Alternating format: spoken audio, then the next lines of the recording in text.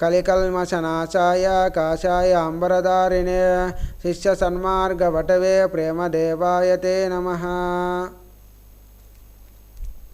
బ్రహ్మచారి మహర్షి సద్గురు శ్రీ శ్రీ శ్రీ ప్రేమానంద స్వామి తపోవనము ఆశ్రమము సంస్థాపకులు, సనాతన ధర్మ సమాజం వ్యవస్థాపకులు బ్రహ్మచారి మహర్షి సద్గురు శ్రీ శ్రీ శ్రీ ప్రేమానంద స్వాముల వారి గురుపాద పద్మములకు సాష్టాంగ నమస్కారములు.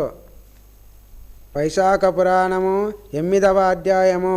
కిరాతకునికి జ్ఞానోదయ మగుట. విద్యాధరుడు ఇంకనో శృతకీర్తితో మహారాజా, వైశాఖమాస దాన ధర్మాది మహాత్మ్యమును తెలుపు మరి ఒక వృత్తాంతమును కూడా నీ కోరికపై వివరించదను, శ్రద్ధగా నాలకింపుము అంటూ చెప్పసాగాడు.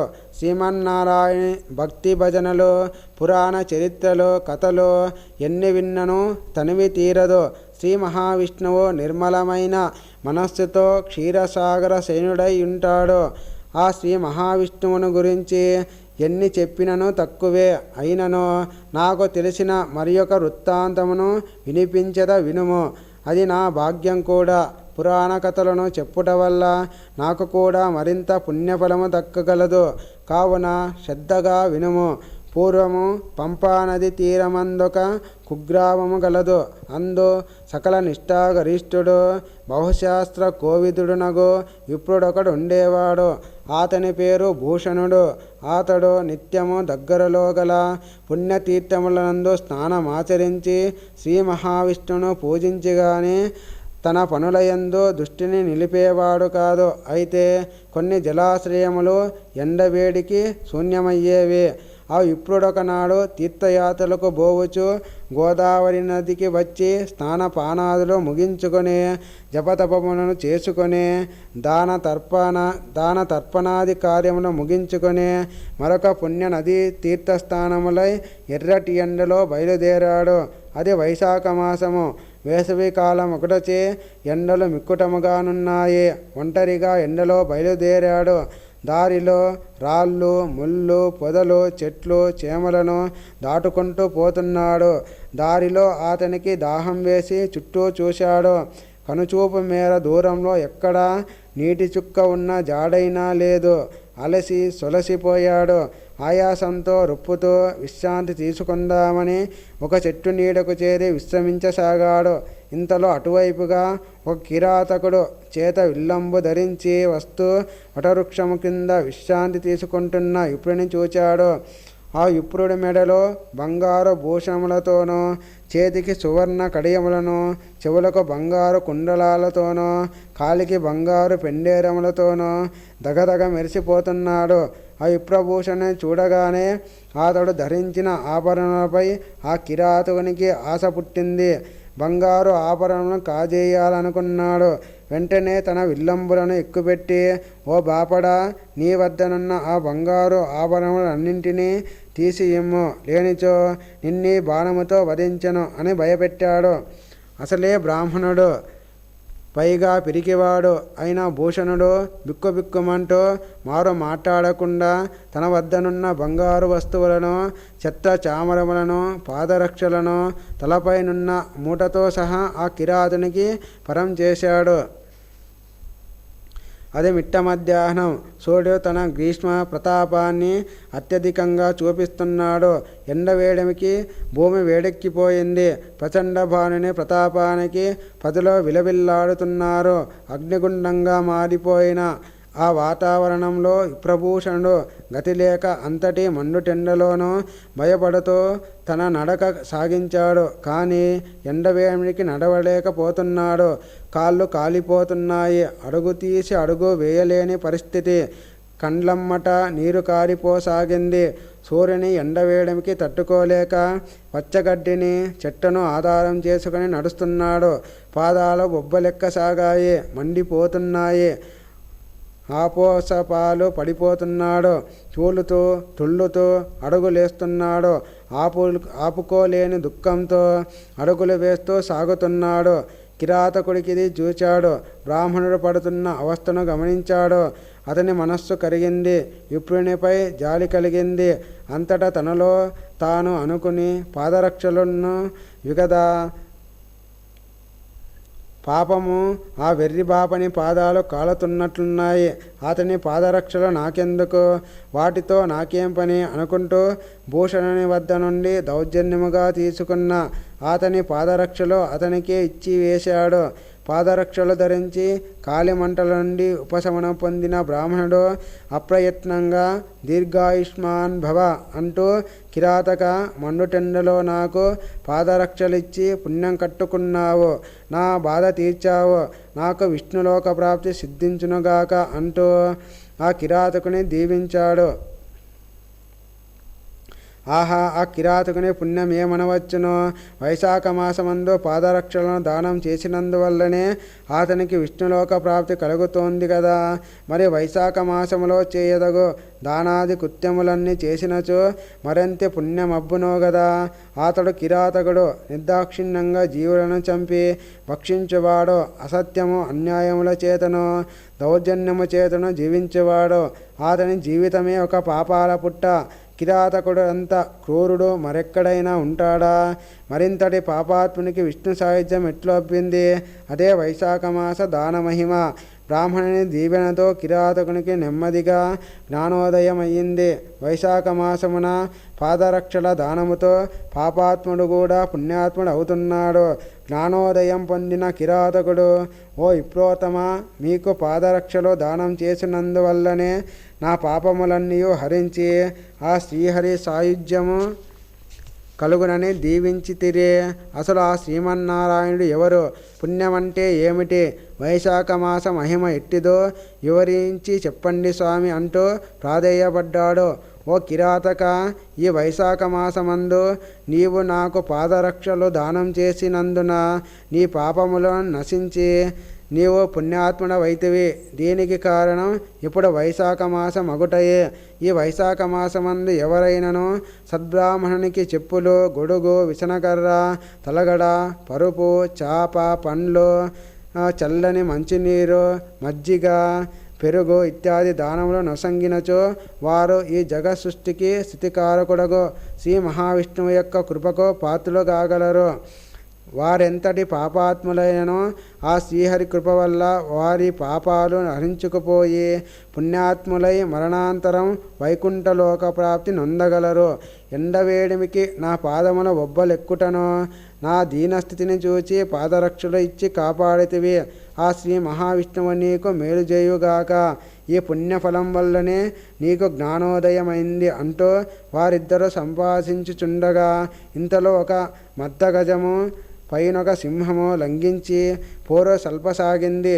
ఏనుగు సింహము భీకరముగా పోరాడుచూ ఉండగా వాటికి బ్రాహ్మణుడు కిరాతకునితో చెప్పుచున్న బోధనలు వినిపించి అవి రెండు కొట్లాటలు మాని వీరి బోధనలు వినసాగాయి. సింహ గజములు రెండును బ్రాహ్మణుడు కిరాతకునికి బోధించుచున్న వైశాఖ మాస మాహాత్మ్యమును విన్నాయి. శ్రీ మహావిష్ణువుకు అత్యంత ప్రీతికరమైన వైశాఖ మాస మాహాత్మ్యం వినినంతనే ఆ సింహగజములు రెండును దేవతా మనసుల వలె మారిపోయాయి. ఈ హఠాత్ పరిమాణాన్ని చూసి భూషణుడు, కిరాతకులు ఇద్దరూ ఆశ్చర్యపోయారు. ఆ దేవస్వరూపుడు సద్బ్రాహ్మణుడైన భూషణుని వద్దకు వచ్చి సగౌరముగా నమస్కరించాయి. అంతటా భూషణుడు, ఓయి మీరలెవ్వరు? మిమ్ములను చూస్తుంటే దేవతా రూపులలే వలెనున్నారు. మీకు విరుద్ధ రూపములైన సింహగజ రూపములెట్లు వచ్చినవి? మీ వృత్తాంతం అంతయు పూర్తిగా చెప్పవలసిందని అడిగాడు. సింహగజ రూపములో వదిలిన ఆ సుకుమారులిద్దరూ ఇట్లని చెప్పసాగారు. ఓయే సద్గుణ భూషణ, మేము మాతంగ మహర్షి యొక్క పుత్రులము. మమ్మల్ని దంతిలుడు, కోహలుడు అంటారు. మేము ఒకనాడు మా తండ్రి మనస్సు నొప్పించితిమి. ఆయన శాపం వల్ల మాకి సింహగజ రూపంలో సంప్రాప్తించినవి. మా తండ్రి అయిన మాతంగ మహర్షి సకల నిష్ఠాగరిష్ఠుడు, నిత్యము పూజలు పునస్కారాలతో గడిపేవాడు. ఆ శ్రీమన్నారాయణని సేవించినది మరే పని చేసేవాడు కాదు. ఆయనకు శ్రీ మహావిష్ణువు అన్న వైశాఖ, కార్తీక, మాఘ మాసములయందు పూజలు చేయుట అన్న మిక్కిలి ప్రీతి. ఆయా మాసములందు ఆయా దేవుళ్లకు అమితానందముతో పూజలు చేసేవాడు. కడునిష్టతో ఆయన వ్రతాలు పూజలు సలిపేవాడు. అత్యంత వ్రత నిష్ఠాగరిష్ఠుడై మెలిగేవాడు. ఆయన ఒకనాడు అత్యంత నిష్ఠతో పూజలు చేయుచుండగా వ్యాహ్యాలికి పోయి అప్పుడే వచ్చిన మా ఇద్దరితో, నాయనలారా, మీరు పెరిగి పెద్దవారయ్యారు. ప్రతిరోజు వాహ్యాలికి పోతూ కాలమును వృధా చేస్తున్నారు. మీకా యుక్త వయస్సు వచ్చింది, నాకా వార్ధక్యం మీద పడుచున్నది. నా తదనంతరం ఈ ఆశ్రమాన్ని చక్కగా పూజలు పునస్కారాలు చేస్తూ కాపాడవలసిన బాధ్యత మీదే. ఆయా మాస ధర్మాలను పాటిస్తూ దాన ధర్మాలను చేస్తూ అత్యంత భక్తి శ్రద్ధలతో మెలగండి. రండి, మీరు కూడా వచ్చి పూజలు నిర్వర్తించండి అన్నారు. అంతటా మేము మా యవ్వన సౌందర్య గర్వము అతిశయించినట్లు, తండ్రి, మేమట్లు చేయలేము. పూజలో పునస్కారాలు నిర్వర్తించుట మా చేతగాదు. మా శరీర సౌందర్యము సన్నగిల్లుతుంది. మీకు వలె బక్క చిక్కి ఉంటే మమ్మల్నెవరు మోహిస్తారు? మా సౌందర్యం ఏమిగాను అంటూ మా తండ్రి మాటకు ఎదురు చెప్పాము. అంతటా మా తండ్రి పుస్త వాత్సల్యముతో, నాయనలారా, మీపై గల అనురాగముతో మిమ్మల్ని ఇంతవరకు బలవంత పెట్టలేదు. కానీ ఇంకా మీరు పెరిగి పెద్దవారైనారు గనుక కులాచార రీత్యా వైశాఖ మాస విధులను నిర్వర్తించవలసిందే. నదీ స్నానాలు చేసి వచ్చి కూర్చోండి అని ఆజ్ఞాపించారు. మేము గర్వంతో నదీ స్నానాలు చేయమని, పూజలు చేయుట రాదని చెప్తూ ముండికేసి విముఖత చూపాము. అంతే. మా తండ్రి గారికి కోపం తారాస్థాయికి చేరింది. కుమారులారా, తండ్రి ఆజ్ఞనే ధిక్కరిస్తున్నారు. తండ్రి మాట వినని పుత్రులను, అప్రియముగా మాట్లాడు భార్యను, దుర్మార్గులను దండించని ప్రభువును శీఘ్రమే వదిలివేయాలని పెద్దలు చెప్పుదురు. నిర్లక్ష్యముతో తండ్రిని లక్ష్యపెట్టని కాముక కుమారులారా, మీరు యవ్వన కామాంధులై గర్విష్ఠులై మంచి చెడులు తెలియక మసలుతున్నారు. శ్రీ మహావిష్ణువుకు పూజలు చేయని పుత్రులు ఉండిననేమి లేకున్ననేమి, కావున మీరు అడవి జంతువులుగా జీవించండి అని శపిస్తూ తన కమండలములోని నీళ్లను మాపై జల్లారు. మేము గజగజ వణికిపోతూ, తండ్రి, ఈ విషయము ఇంత దూరం వరకు వస్తుందనుకోలేదు. మా తప్పును మన్నించండి. పశ్చాత్తాపంతో కృంగిపోతున్నాం. మీ శక్తి తెలియక మిమ్ములను ధిక్కరించాము. మాకు జ్ఞానోదయమైంది. మీ పుత్రులపై కనికరించి శాప విముక్తిని తెలుపండి అని ఆయన కాళ్ళను పట్టుకొని ప్రాధేయపడితిమి. అంతటా మా తండ్రిగారైన మాతంగ మహర్షి మమ్ములను దయదలచి, నాయనలారా, నా శాపము వృథాగా పోదు. నా శాపం వల్ల మీరెవరు సింహ గజ రూపములు పొంది పరస్పర విరుద్ధ స్వభావంతో మెలుగుతూ ఈ అడవి యందే కాలం గడుపుతూ ఉంటారు. కొంతకాలానికి ఒకనాడు మీరిరువురు ఘోరమైన పొట్లాటలో మునిగి మరణించు సమయంలో భూషణుడనే సద్బ్రాహ్మణుడు ఒక కిరాతకునికి వైశాఖ మాస మాహాత్మ్యమును బోధించు బోధనలను విని మీ నిజరూపమును పొందగలరు. ఆ బోధనలో మీ చెవిన పడగానే మీకు శాప విముక్తి కలుగును. అటు పిమ్మటే మీరు నా వద్దకు రండి అని శాప విముక్తిని చెప్పారు. ఇప్పుడు మీ దయవల్ల మాకు శాప విముక్తి కలిగినది. మమ్మల్ని దీవించండి అంటూ భూషణుడి వద్ద దీవెనలను అందుకొని వారి తండ్రిగారైన మాతంగ మహర్షి ఆశ్రమానికి వెడలిపోయారు. కావున ఓ కిరాతక, వైశాఖ మాస మాహాత్మ్యమును ఎంతటే విలువైనదో తెలిసిందా? ఈ మాస మాహాత్మ్యము సూక్ష్మంగా వినంతనే సింహగజ రూపములో నున్నవారికి శాప విముక్తి కలిగింది. చూసితివి గదా, అట్లే నీకును పాదరక్షలను దానం చేసిన ఫలముచే పుణ్యం సంప్రాప్తిస్తుంది. నీవు ముక్తిని పొందగలవు అంటూ భూషణుడు బోధించాడు. కిరాతకుని మనస్సు ద్రవించింది. పూర్తిగా జ్ఞానోదయమంది. వెంటనే నన్ను క్షమించండి స్వామి, నా అజ్ఞానాన్ని మన్నించండి. మీ బోధనలు నన్ను పూర్తిగా మార్చివేశాయి. ఇక నుండి నేను కూడా మీ బాటలోనే పయనిస్తాను. ఆధ్యాత్మిక చింతనతో నుండి అంతర్యామిని దర్శించుటకు ప్రయత్నిస్తాను అంటూ తన వద్దనున్న సర్వస్వాన్ని బ్రాహ్మణుడికి అప్పగించి జీవితాంతము శ్రీ మహావిష్ణువు సేవలో గడపటానికి అనుజ్ఞను పొంది ఇంకా తన సందేహములను బ్రాహ్మణునికి విన్నవిస్తున్నాడు. వైశాఖ పురాణము 8వ అధ్యాయము సమాప్తము. హో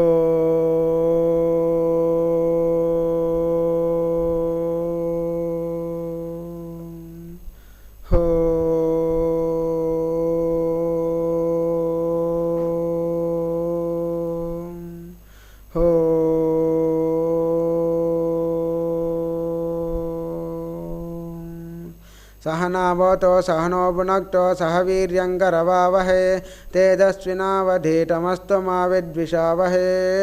ओम शांति शांति शांति।